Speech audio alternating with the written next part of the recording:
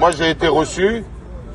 J'ai juste été reçu. On m'a clairement expliqué que de toute manière, quoi qu'il en soit, on ne fera pas un recul par rapport au fait que les 330 millions d'euros qui ont été demandés de faire un effort sur cette partie de la profession, c'est-à-dire les VSL et les taxis, se fera. Donc elle va se faire. Quoi qu'il arrive, elle se fera. Donc il n'y a pas de machine arrière. Ok? Ça, c'est le premier point. Ensuite, le second point, c'est qu'il va y avoir des contrôles. Donc ils veulent absolument vous mettre une unité de contrôle dans les véhicules pour éviter qu'il y ait des taxis qui rentrent en tarif C alors qu'il n'y a personne dans le véhicule. Ça, on va pas se mentir entre nous, on l'a déjà fait, ok? C'est bon. Moi, j'ai été taxi, c'est pas que je suis député, que je vais vous dire, je l'ai jamais fait.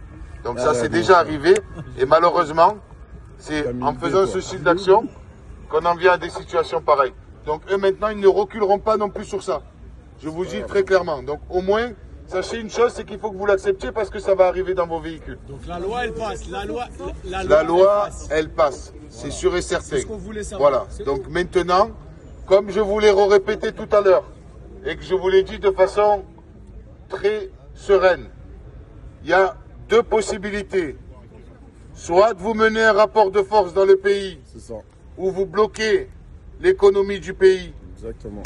Et vos fédérations sont en capacité de négocier et d'aller avec des muscles, négocier que les 300 millions d'euros qui doivent faire d'économie ne se feront pas sur le dos du taxi, soit ils se feront sur le dos du taxi. C'est à vous de choisir. Maintenant, je sais, c'est compliqué de vous dire que vous devez aller être encore dans la rue, etc. pour négocier, qu'il faut attendre de ce qu'il en découle des fédérations. Moi, je vous propose une chose. Vous avez des syndicats et des fédérations qui sont en train de se mobiliser pour la corporation. On va les laisser faire.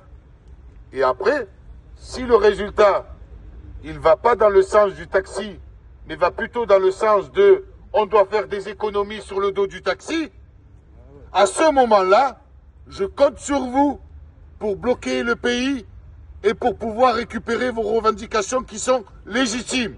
Ça, c'est un taxi qui vous parle. Parce que quand il y avait le Covid, on est venu vous chercher un par un pour aller faire du transport médicalisé, gratuitement pour certains. Sans vaccin. Quand vous avez des charges qui vous tombent dessus, l'URSSAF, le RSI anciennement, ça rapporte énormément d'argent à l'État. C'est sur le dos de qui? Du taxi. Et les taxis, on les voit toujours pavaner avec des belles voitures, donc on croit qu'ils rentrent chez eux et vivent dans des grosses baraques comme les politiciens. Mais c'est pas le cas. On sait très bien que derrière chaque taxi, il y a une famille. On sait très bien que derrière chaque taxi, il y a énormément de crédits, de charges, le comptable, l'assurance, etc., etc. Donc maintenant, je vous le dis de façon très honnête, laissez les fédérations et les syndicats finaliser le rapport de force qu'ils sont en train de faire. Si cela ne fonctionne pas pour vous et que derrière on vous demande de faire encore des économies sur votre dos, sur votre métier, alors je vous appelle à sortir dans la rue et bloquer le pays. Tout simplement.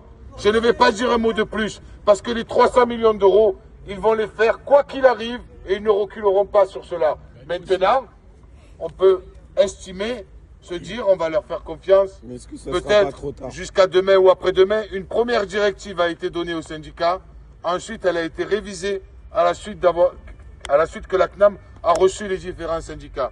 Aujourd'hui, vous avez vu le dernier syndicat monter, il va redescendre, il va vous parler, je ne sais pas ce qu'il va vous dire, mais en tout cas, rien ne va changer et donc du coup, il va falloir que vous vous mobilisez.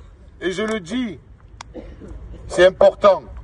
En 2016, quand je me suis mobilisé contre l'ubérisation de la société, j'avais dit à chaque taxi qui se trouvait à la place Castellane, Porte-Maillot, que si jamais ils arrêtaient le combat, le taxi était mort à ce niveau-là.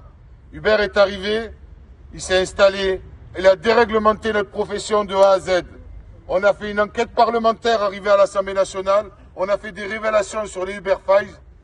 Rien n'a changé. Rien n'a changé.